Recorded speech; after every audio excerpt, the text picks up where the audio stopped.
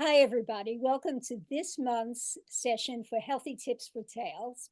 And I have the wonderful pleasure of having a guest with me, my friend Kathleen Aspenns. And we will be talking about flower essences and rescue animals and maybe whatever else comes up. And we want to also say to thank you for the beautiful spring and thank you for all of the changes that are going on. And we call for world peace. Yay, yay.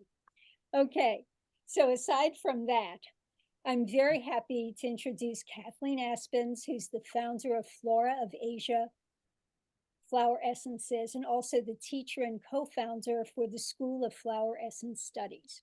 And I know Kathleen for a number of years through her other dogs, and now today with Miss Maple, who's, what is she, 6 months old? Or almost 7. 7 months old, okay, and just had a rabies vaccine, I remember. Anyway, I know Kathleen for quite a while as a colleague, a student, a friend, and also a great teacher of flower essences and a person who knows a lot. So I wanted to turn it over to her right away to talk about what she feels are the best things to use or to introduce when you get an animal from rescue, because so many of us have rescue animals because we love them and they need a place to stay and we need an individual to love. So with that, take it away, Kathleen. Thank you. Thank you for having me on. I think we're all rescues and we all need help from the flowers. So, certainly one of the very first things that you can think about so easy is to have some rescue remedy on hand. My preference is to use the Healing Herbs brand of 5-flower formula. This is just the non-registered name for Dr. Bach's creation. He called it 5-flower formula, so we can too.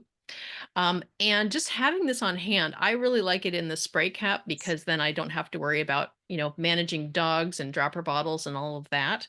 And just having this around available for any kind of crisis or emergency that goes on. And when you bring a new animal into your life, that's been a stressful experience for you, for the animal. They've changed situations, helping them to ground and settle into their bodies. Start to relax and just deal with the changes.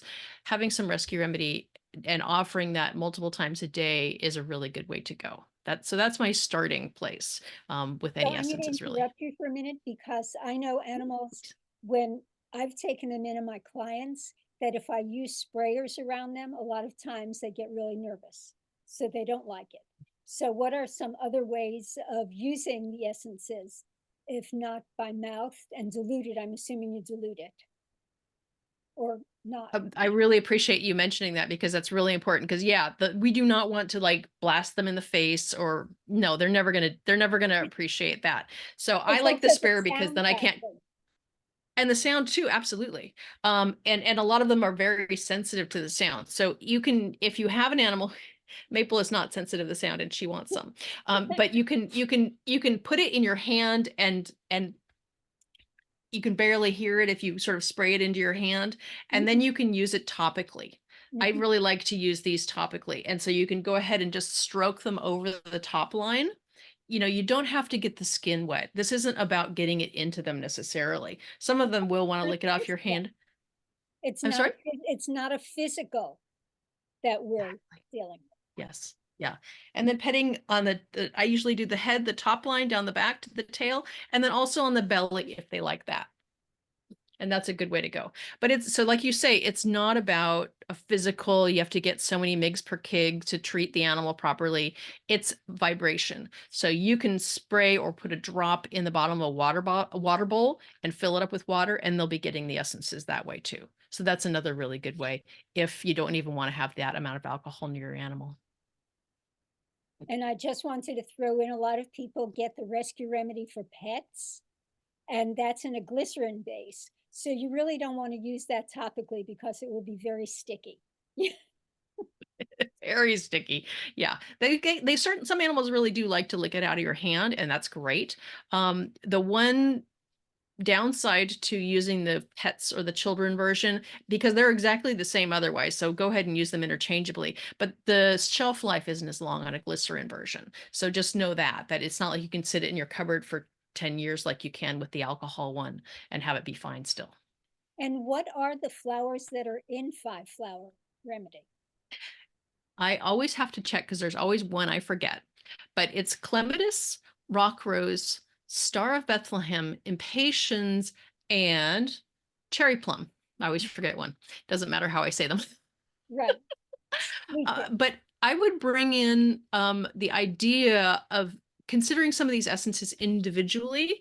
Um, rock rose is beautiful for high levels of anxiety. So an animal that has had an experience of being fearful that it's about to die, that's rock rose, that kind of gut liquefying terror.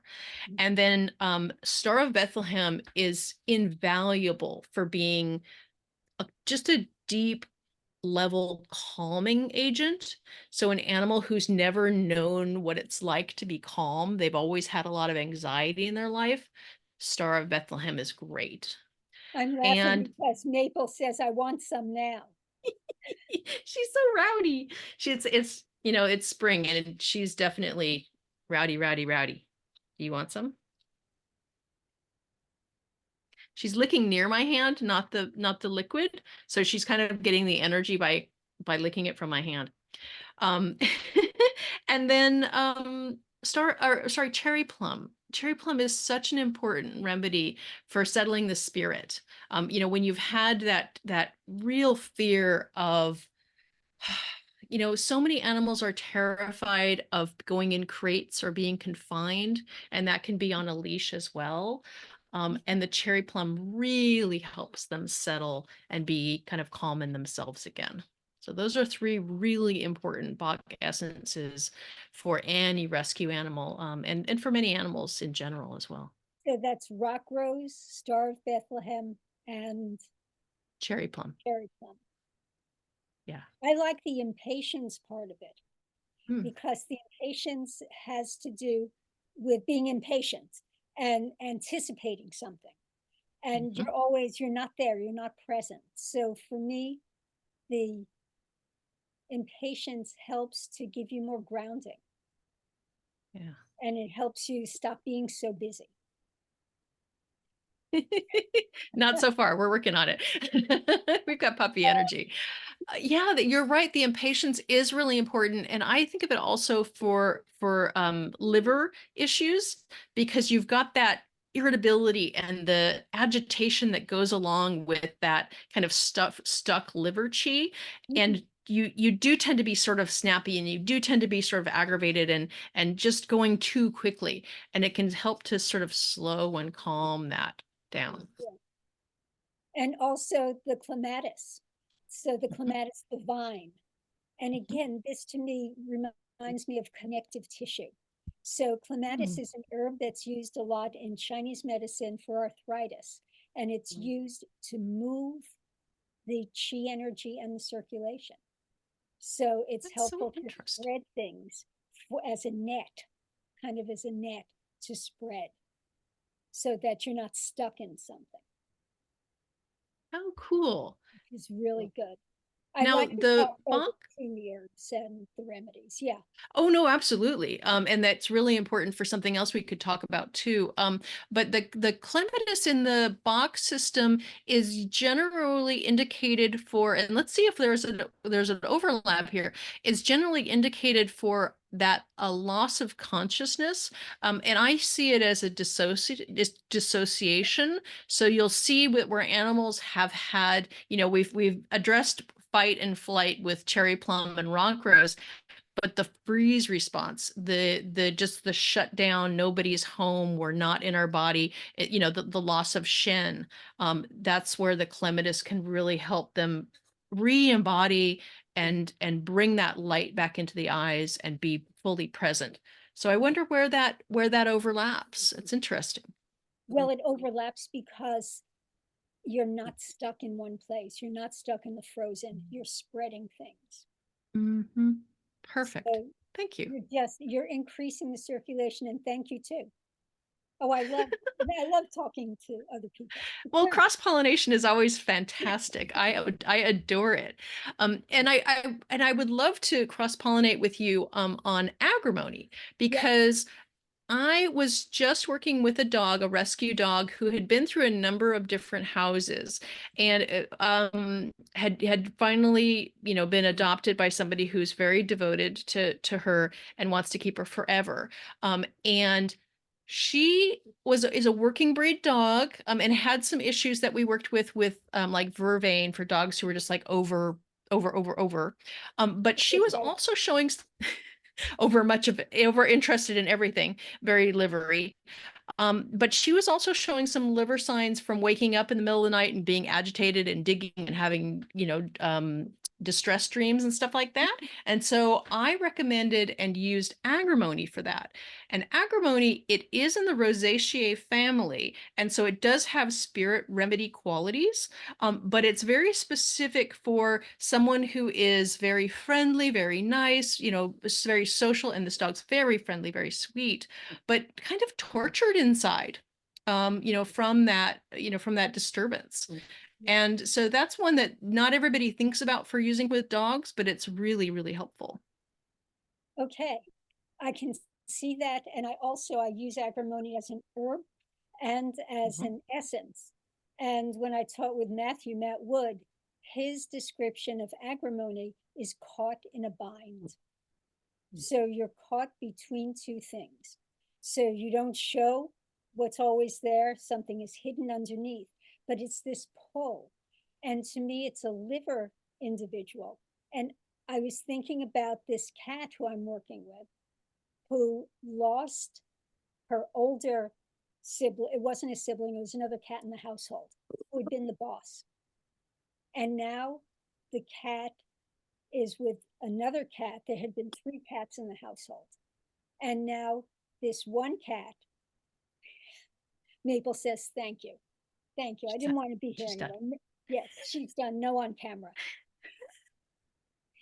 So there were three cats to begin with, and one was an older cat who was very ill, and that cat passed. And now there are two cats, and both of these cats are rescue cats. And the Mhm. cat who I'm working with had been very timid, hiding all of the time. And now that the other cat is gone, the she wants to be top cat and is being jealous of the other cat and showing aggression with that third cat. And they're vying for the attention of the human. The things like you talk about Heather is used for. Mhm. Heather didn't respond so well. So I've been looking at Holly for jealousy, because jealousy is an internal, I am not enough, so I have to compete with someone in order to Mhm. show you that I am top. But it's really a loss of self-confidence underneath. And the other one is agrimony, caught in the Mhm. bind between not knowing what to do and not wanting the other cat to get what she wants, because I want what I want, and what I want is the human. And I want to make sure that I retain my house. So how do I not be aggressive to the human, to the other cat, or to myself? So do you think agrimony Mhm. would be a fit? That certainly makes a lot of sense, um, because it's going to help sort of just calm and smooth all the prickliness.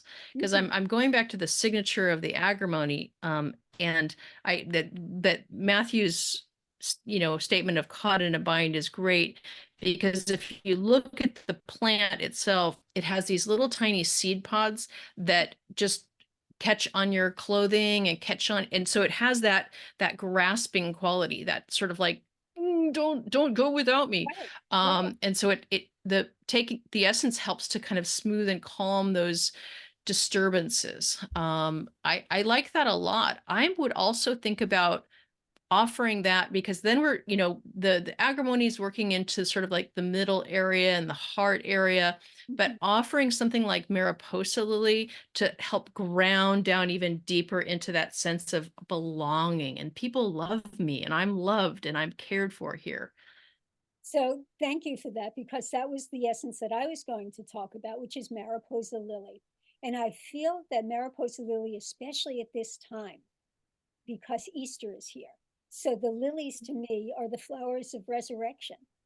This is what comes out, the Easter lily, and the cup and the holding of love, the holding of light, the holding of sustenance and substance.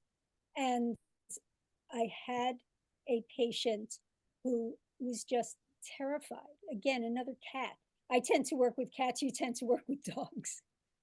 And the cat was terrified. It hid under the bed for like 3 weeks without coming out. And then would start to come out, but would also potentially have a seizure. So Oh. very unstable and very leaving its body, not wanting to be grounded in the body. And no one knew the origin of this cat, and probably coming from a street history. And we know that the genetics of not only the physical, but the genetics of the emotions are handed down through the body. And in Chinese medicine, that's held by the kidneys. So the kidneys are the hereditary chi, but the kidneys give rise to your ability to absorb nutrients, to absorb your environment. And when there's such terror and fear, it's sitting in the kidneys. So I used Mariposa lily for exactly that reason, to hold and to be able to say, okay, there is love and there is a place for you. So it was the first step for grounding. Perfect. And And when I think about that, that kidney level, I'm looking for those yin remedies, those strong yin remedies. And Star of Bethlehem is another one of those, because if you yes, think about the plant itself, it too is a bulb. And so they're always going back to the origin, always going back to that safe, nourishing, you know, super yin quality of the bulb. It's part of the remedy. It's part of who it is. So yeah, I mean, there's so many. I know But there's yeah, so that's many, that's really beautiful. because it also made me think of the Spirit of Nature pear essence that Lila Devi uses for emergencies and peace. So I think of two things in the yin. I think of the beautiful pear blossom, and very, it's it's a dapple, and it's a very light, and it's a very feminine kind of blossom. And the shape of the pear fruit itself is very yin, because it's got narrow and it's got big hips. Mhm. So the pear also works like that. So Well, good. and one of the principles that we use at the School for Flower Essence Studies is we're always coming from the plant, like what does the plant tell us? Yeah. And so you're talking about the pear, and I'm always thinking, okay, yes, and the pear is in the Rosaceae family also, as is Grows from the the heart. agrimony and the Yeah. yeah, exactly. And so I'm always thinking, okay, yes, it's in the capital H heart department, for the spirit remedies. And I've certainly worked with some of the pear essences like the one you're mentioning, but I've also made an essence from the Usurian pear, which is a wild, like an Asian pear type of the Yeah. fruit it has. And it is such a beautiful remedy, because it helps us to remember like the preciousness and the perfection of who we are. It reminds us that no matter what happened to us, our souls are pure and perfect. And none of that stuff really sticks to us. It's what happened, but we can all just be released, and we can just be resting in the perfection of our being. Oh, wow. What a great thing to end on as far as the essences. And thank you, Kathleen, for that. And before we go, and also before we go, you're going to give us your website. I will write it on the thing, both for the flower essence studies and your Flora of Asia. And also your flower essence course for the dogs, which I find very helpful Yes. for cats also. So Oh, I yes. wanted to just, so many animals are concerned, the rescues, when you come at them from the head. So the places that they really like are underneath the chest, because again, that's grounding, it's nourishing. And also, here's the end of the rib cage over the kidneys and the lower part of the body to help them ground. So sometimes they don't want a hand underneath, but they will accept this and the one here. Sometimes they'll accept over the heart and over the kidney. But again, it's the combination of the heart and the kidney, the spirit and the grounding and the courage. And that's what to me is the most important for rescue animals. Yeah. It's tough being here, it's tough having had these experiences, and it's just so nice to be able to offer something that can't cause any harm, that can only benefit your animal and take essences yourself, please, everyone, because we all need the support these days. Yes, exactly. So tell me your website or Yes, the flower essence or whatever you want to say. And I will also write thank you. that in the script that goes out with this. Thank you. And please, everyone, if you'd like to check it out, it's floweressencestudies.com.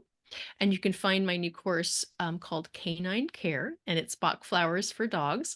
And I have a whole section in there on the special needs of rescue dogs. And so you'll find, all 38 Dr. Bach essences are described as how you can use them with dogs.